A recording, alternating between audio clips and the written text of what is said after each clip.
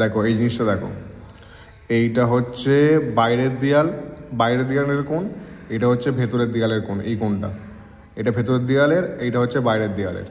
এবার দেখো এই যে এইখানে আমি যে তীর চিহ্নটা দিয়েছি, এই তীর চিহ্ন এটা হচ্ছে একটা ঘরের ভেতরটা, এইটা 13 ফিট। এই তীর চিহ্ন থেকে এই তীর চিহ্নটা দেওয়া আছে, এটা হচ্ছে ঘরের ভেতর থেকে ভেতরের দেয়াল 13 ফুট দেওয়া আছে। তেমনই এই দেয়ালের ভেতর থেকে এই দেয়ালের ভেতর পর্যন্ত যেটা দেওয়া আছে, এটা হচ্ছে 11 ফুট।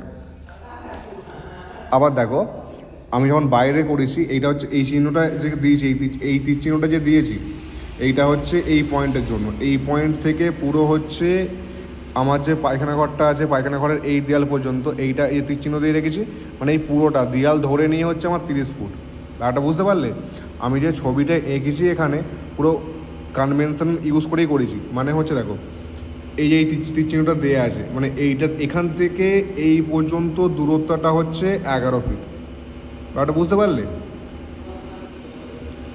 আবার এই যে এখান থেকে মানে এই ঘরের ভেতর এই তীর চিহ্ন থেকে এই তীর চিহ্ন এই দেয়ালটা হচ্ছে 11 ফুটে, আর এইখান থেকে এই পর্যন্ত হচ্ছে 13 ফিট। এইভাবে হিসেব করে করা আছে, মানে এই নোটেশনটা ব্যবহার করে আমি এই জিনিসটা করেছি। আবার দেখো এই যেখানে লিখে দিয়েছি এই দেয়ালটা হচ্ছে 10 ইঞ্চি, এই যে এই দেয়ালটা দেখো লেখা আছে 5 ইঞ্চি। বুঝতে পারলে? এই দেয়ালটা 10 ইঞ্চি, এই দেয়ালটা 10 ইঞ্চি, আর এই দেয়ালটা এইটা পুরো সেম সোজা পুরো একদম পুরো স্ট্রেট হবে, যেটা আমি করিনি, এইটা পুরো সোজাসুজি হবে। বুঝতে পারলে?